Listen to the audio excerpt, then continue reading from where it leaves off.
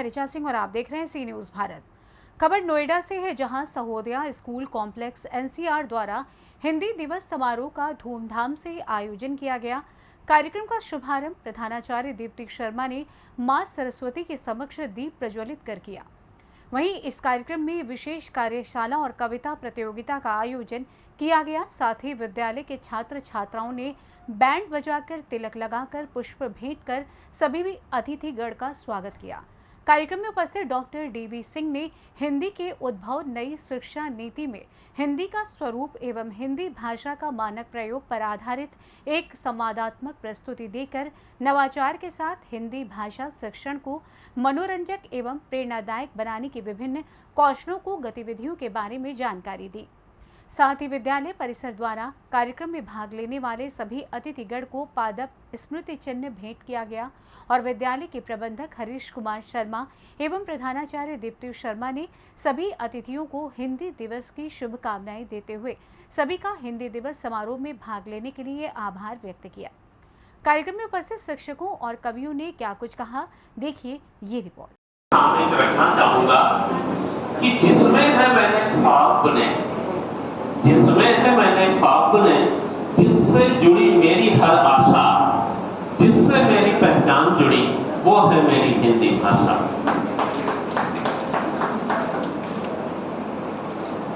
आप थोड़ा सा अगर हम बैकग्राउंड में जाएं तो ये आप देखेंगे कि भाषा इसमें 3-4 तरह की होती है। एक तो सामान्य भाषा होती है, वो संप्रेषण का माध्यम और संपर्क भाषा का साधन है। मातृभाषा वो होती है जो वैयक्तिक एवं पारिवारिक पृष्ठभूमि का बोध कराती है। राष्ट्रभाषा जो समाज को स्वदेशी भावबोध से संपन्न कराते हुए वैश्विक धरातल पर उसकी पहचान बनाती है। संपर्क भाषा तीसरी है जो कि देश काल समाज के बीच सेतु का कार्य करती है। और चौथी है राजभाषा, जो कि आज हमारा हिंदी इसकी राजभाषा है।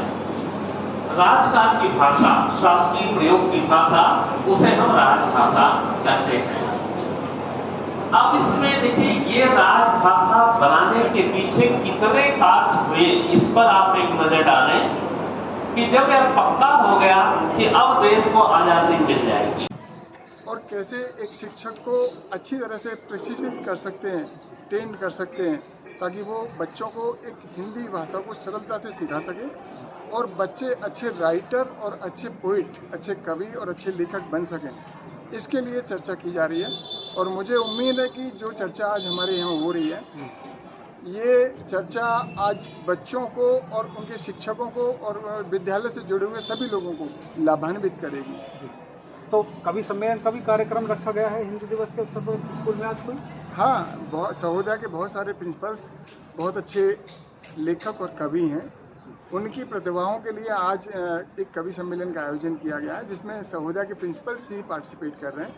तो ये पहली बार एक कवि सम्मेलन सहोदया के बैनर तले हो रहा है, जो प्रज्ञान पब्लिक स्कूल में हो रहा है। इसका कार्यक्रम बहुत ही अच्छे स्वरूप में यहाँ मनाया जा रहा है, क्योंकि हिंदी हमारी मातृभाषा भी है और हिंदी हमारी सांस्कृतिक पहचान भी है। इसलिए हिंदी दिवस को न केवल हिंदी दिवस के रूप में मनाना, बल्कि उसका एक संदेश है कि हिंदी को हमको अपने जीवन में पूरी तरह उतारना चाहिए और हिंदी की गरिमा और गंभीरता को समझकर आने वाली जनरेशन्स को भी इसके महत्व से परिचित कराना चाहिए। ऐसा ही एक प्रयास सहोदया एनसीआर के तहत प्रज्ञान पब्लिक स्कूल जयपुर ने किया। नोएडा एजुकेशनल अकेडमी में निदेशक के तौर पर कार्यरत हूँ। मेरा नाम गुरु प्रेमदास कपूर है। आज हिंदी का ये आयोजन किया जा रहा है, जिसकी बहुत बहुत इस आयोजन के लिए बधाई, क्योंकि ये आयोजन अपने आप में एक संदेश है। जहाँ तक भाषा के बारे में कहना है तो मैं ये कहना चाहता हूँ कि शब्द जो होते हैं वो बोलने के लिए होते हैं और अर्थ जीने के लिए होते हैं। और ये अर्थ हमें तभी मिलते हैं जब हम उस भाषा में पारंगत होते हैं या उस भाषा में महसूस कर सकते हैं। जिस भाषा में हम महसूस नहीं कर सकते उसमें हमें जीने का अर्थ नहीं मिलता। तो हिंदी पे जो भाषा का एक ताला लगा हुआ था, जो तुलसीदास जी के समय में संस्कृत से हटा के हिंदी पे एक आम बोलचाल की भाषा पे लाया गया, उसकी वजह से ज्ञान की सरता बह निकली, जो कि आज फिर एक अंग्रेजी का ताला लग रहा है। उसको हमें हटाना पड़ेगा ताकि ये ज्ञान आपस में बहन के साथ हैं जो स्कूल में आज मौजूद हैं। आप कहाँ से ये अपने बारे में बताइए। मैं स्मिता मिश्रा, प्रधानाचार्य कानपुर स्कूल सेक्टर 62 नोएडा में स्थित है ये स्कूल। तो आज हिंदी दिवस के उपलक्ष्य में प्रज्ञान पब्लिक स्कूल में जो इतना अच्छा समारोह और हिंदी दिवस के महत्व को समझते हुए जो हम इतने सारे लोग एकत्रित हुए हैं, तो मतलब एक हिंदी भाषा को हम एक दिन को क्यों चुने, हम हर दिन हमारा हिंदी भाषा होना चाहिए, क्योंकि अपनी मातृभाषा में हम जितनी शक्तिकरण, जितना सशक्तिकरण और जितनी सरलता से हम इस भाषा को समझते हैं और बच्चों को समझा सकते हैं, तो उसके लिए एक ही दिन क्यों हम हर दिन को हिंदी भाषा के रूप में मनाएंगे।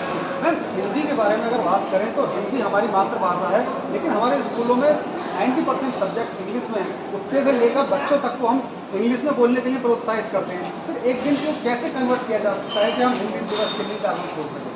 बहुत सही सवाल है आपका, और मैं आपको बताना चाहूँगी कि माननीय प्रधानमंत्री जी और हमारे जो माननीय मुख्यमंत्री योगी आदित्यनाथ जी हैं, तो उनके बहुत सारे जो इनिशिएटिव्स हैं, बहुत सारे उन्होंने ये किए हैं। तो अब सरकारी जो भी सर्कुलर्स हमारे पास केंद्रीय माध्यमिक बोर्ड शिक्षा विभाग से भी आते हैं, क्योंकि हिंदी में पहले आते हैं, इंग्लिश में बाद में आते हैं। तो क्या ये बहुत बड़ा पहल या कदम नहीं है कि जो पहले सर्कुलर सारे इंग्लिश में आते थे, अब सारे हिंदी में आते हैं। तो अब हिंदी में समझने के लिए पहले तो हमें इसका मतलब कि हिंदी भाषा को हम रोज़ी बना रहे हैं, क्योंकि हर सर्कुलर को पहले हिंदी में पढ़ करके और फिर हम बच्चों को उस सर्कुलर के बारे में क्या कंटेंट है, क्या समझाना है, क्या महत्व है, फिर हम समझा रहे हैं। तो एक देखा जाए तो हम हिंदी भाषा दिवस में रोज़ी बना रहे हैं, क्योंकि सरकार की तरफ से तो ये पहल उठी गई है, तो स्कूल ने भी उठा ली है पहल, स्कूलों ने भी उठा ली है पहल। तो पहले सरकार को बदलना होगा, उसके बाद में स्कूल बदल जाएंगे। ये सरकार ने तो बहुत अच्छा इनिशिएटिव लिया है, क्योंकि जो ये सर्कुलर्स के माध्यम से उन्होंने शुरू किया, उसके बाद अब जो भी छोटे छोटे दिवस होते हैं हमारे जो जो हमें कहा जाता है कि आपको ये मनाना है बच्चों को, आपको उसके लिए एक्टिविटीज़ या उसके लिए आपको करानी है, ऑर्गेनाइज करवानी है, तो ये सबसे ना बहुत असर हुआ है। तो क्योंकि जब क्या होता है कि जैसे हम अध्यापिकाएँ हैं, हम लोग प्रिंसिपल्स हैं, हम अपने कुछ इनिशिएटिव तो बच्चों में आता है, टीचर्स में आता है, तो इसी तरीके से सरकार जब कुछ पहल करती है तो वो सीधा असर तो स्कूलों पे आता है। फिर हम भी उस हिसाब से अपने तरीकों को और अपने कार्यों को अलग तरीके से करने की कोशिश करते हैं, हिंदी भाषा को और हम आगे बढ़ाने की कोशिश करते हैं। नोएडा से सी न्यूज़ संवाददाता योगेश कुमार शर्मा की रिपोर्ट। फिलहाल इस खास खबर में बस इतना ही। देश दुनिया की तमाम खबरों की जानकारी के लिए देखते रहें सी न्यूज़ भारत। हर खबर आपके साथ, आपके हाथ।